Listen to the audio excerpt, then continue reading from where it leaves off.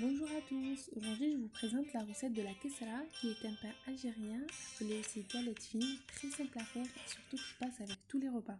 Donc pour cette recette, vous aurez besoin d'une cuillère à soupe de sel, une cuillère à café de nigel et une cuillère à café de sésame qui sont facultatifs, un sachet de levure chimique pour dorer la galette, plus un morceau de sucre.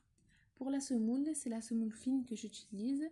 Je la mesure avec un bol. Ici j'ai utilisé 5 bols pour avoir 5 galettes. Et enfin 250 ml d'huile. Ensuite, il faut tout mélanger, notamment la semoule et l'huile. Je tiens à préciser que la levure chimique et le sucre ne sont pas indispensables, mais c'est des ingrédients que j'aime rajouter car ils vont permettre à la galette de bien dorer et d'être plus jolie une fois cuite. On mélange bien tous les ingrédients. Nous aurons besoin d'un bol et demi d'eau. On ajoute dans un premier temps un bol d'eau. On peut utiliser le même bol qu'on a utilisé pour mesurer la semoule. En même temps, on fait fondre le morceau de sucre grâce à l'eau. On mélange ensuite pour essayer de former une pâte. Je précise que la quantité d'eau varie selon la taille de la semoule, donc il faudra souvent surveiller à vue d'œil quand la pâte est bien formée. Ici, nous avons de la semoule fine, donc un bol et demi d'eau suffisent largement. On rajoute la moitié d'un bol d'eau et on finit de former la pâte.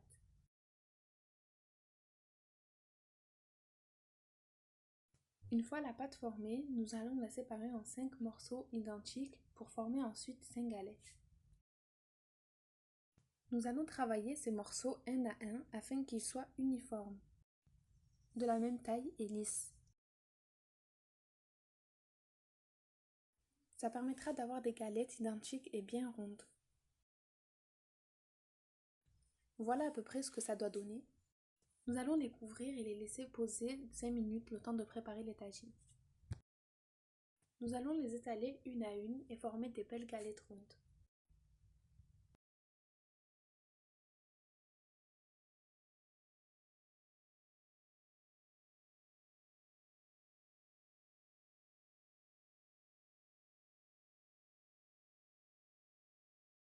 Une fois bien étalées, nous allons les déposer sur le tagine qui sera déjà chauffé et nous allons également les trouer avec une fourchette un peu partout.